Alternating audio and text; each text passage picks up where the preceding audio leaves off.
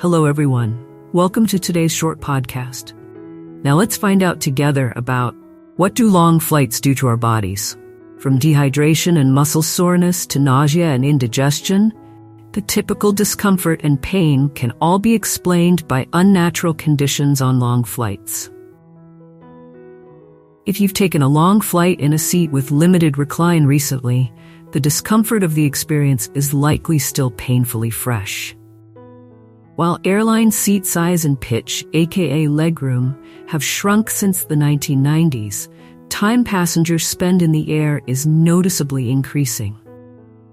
When Qantas launches its non-stop Sydney to London route in late 2025, it will be the longest flight in the world, at 20 hours of flying time. Current honors go to Singapore Airlines' New York to Singapore route, which clocks in at over 18 hours. The discomfort of long flights goes beyond cramped positions. There's also dry air that can make your throat, nose, and skin feel dry, and air pressure changes while ascending and descending that can affect your sinuses. Worst case, flying could become deadly if a blood clot forms in your extremities and moves to your lungs. But experts say most of us don't have to worry. Generally, flying is safe for everybody, and the problems only occur when you have an underlying condition, says Explorers Club fellow Michael J. Maniak, a physician specializing in urology and expedition medicine. Experts break down how your body reacts to long flight times and what you can do to mitigate discomfort. Dry air and changes in air pressure. About 50% of the air circulating in flight is pulled in from outside the plane at high and dry altitudes, so it's generally far less humid than what you're used to breathing on the ground, Maniak says. This environment can cause your eyes, nose, and mouth to feel excessively dry. Your mucosal areas are drying out, he says. The dry air contributes to a lack of lubrication in your body's systems. Drinking plenty of water before and during your flight will help to keep you more comfortable and improve your circulation too.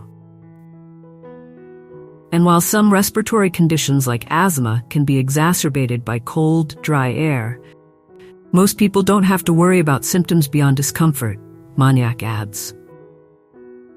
Air pressure changes during takeoff and landing cause air in the sinuses to change and can result in pain in the nose and ears for some people, says Lala Garabagian, physician and clinical professor of emergency medicine at Stanford University. This is true for those experiencing sinus disease most profoundly, and felt only mildly as ears needing to pop for healthy folks, she says. Garabagian recommends taking decongestants before your flight, drinking water, and taking anti-inflammatory medicine if you have a cold or congestion. Speaking of colds, while it might feel like you get sick or catch a cold every time you fly, Maniak says airports, where everyone is mingling in waiting areas and there are no air filters, are more likely where the real exposure occurs. According to the IATA, air in the cabin is half HEPA filtered, half fresh from outside the plane, and also renewed 20 to 30 times an hour. Slowed digestion, difficulty breathing. By sitting for too long, your digestive system is also affected, Lee says, as the movement of food slows on its way through the intestines. If you are sedentary, you do not get the physical stimulation to the intestines, says Maniak. This is one of the reasons why we try to get patients up and walking soon after surgery. It is also good for circulation and wound healing. Jet lag doesn't have to ruin your trip. Here's what you can do. A slumped posture can restrict movement of the ribs, leading to slower and shallower breathing too, Lee says.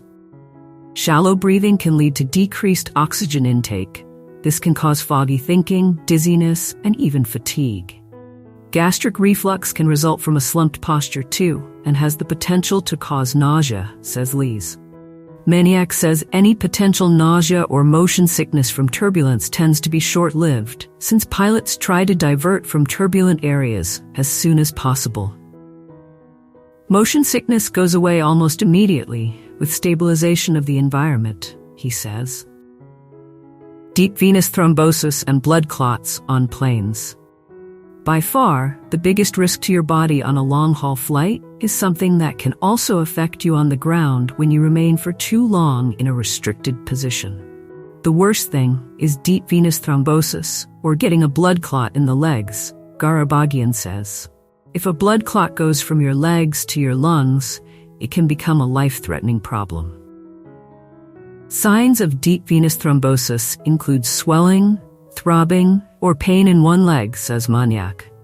The pain occurs because you have impeded the blood supply and its return to the heart. The veins involved swell, causing pain. There's a litany of factors that could predispose flyers to deep venous thrombosis, says Maniak, who himself learned he had a hereditary blood clotting disorder after experiencing a clot after a transatlantic flight. These factors include a family history of blood clots, being pregnant or having recently given birth, having cancer or undergoing active or recent cancer treatment, taking birth control, says Maniak.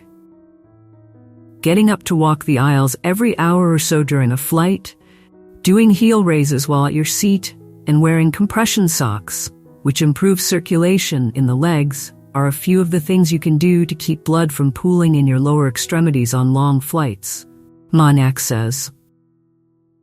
It's good advice for anybody who feels stir-crazy just thinking about their next long-haul flight. The biggest thing that causes discomfort for travelers during a long-haul flight is the fact that you're not moving, Maniak says. This podcast episode is written by Terry Ward. Thank you so much, and see you next time.